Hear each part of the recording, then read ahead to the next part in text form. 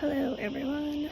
I am making a video because my topic was on sexual assault and rape for this class, and I made a Zine.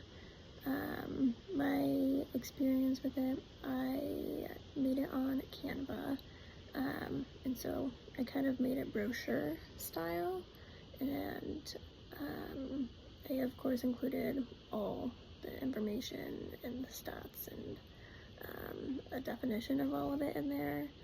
But then what I did was I made a background, like I made the transparency lower, and so I did a background collage of a bunch of pictures of like the emotions that go with sexual assault and rape, and I felt like the pictures of the Zine was more expressive than the writing almost, and so I felt like I was able to express those things more through the pictures I included.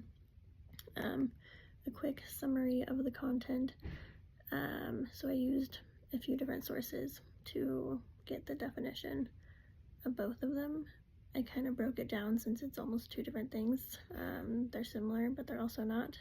And I included that in my definition. And I said they're similar in how sexual actions are being made against a person without their consent, and it is against their will, and rape is defined as an act of penetration being forced upon another person without their consent. And then some of the stats I included was that 1 in 6 women in the US have experienced attempted or completed rape, and then 1 in 3 men in the US have experienced attempted or completed rape. 54% of victims are ages 18 to 34 years old. 50% of women and 30% of men have experienced sexual violence, and 310 out of every 1,000 assaults are reported. So as you can see, not a lot are reported, and those stats would significantly change if they were all reported. And so 3 midwifery-based approaches to responding to this is allowing clients to tell their story when they feel ready, and being able to listen to them when they talk about it, and just reassuring them that whatever they speak of in this room stays in this room.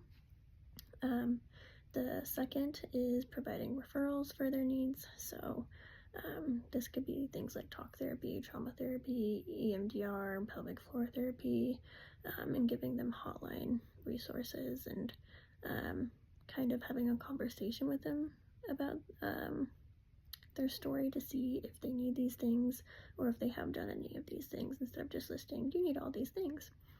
And then of course providing education, so educating clients on figuring out triggers, or letting them know, hey, this is what we do during appointments or labor and birth, and it can bring up triggers, and so letting them know it can happen, and then finding things to do with them to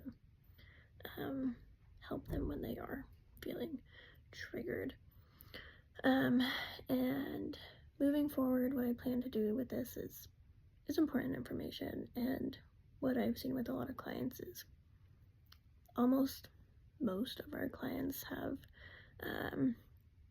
experienced some kind of sexual assault or rape in their life, and a lot of it is unreported, and so being mindful that even someone still could have experienced these things, and they might not even be talking about it during appointments or putting it on their charts, and just kind of knowing what to look for and when somebody is triggered during appointments or things that we do. It's just really important to be mindful about all these things, and knowing that each individual is different. Everybody's had different experiences, and so not everybody's triggers are going to be the same. Not everybody's going to need talk therapy, not everyone's going to need EMDR. Different things are going to work for different people. So working with people on where they're at and helping them find the things that are going to be the most valuable for them is what I think is important, and what I'll carry with me moving forward as a midwife, and right now as a student too, and carrying all that with me. So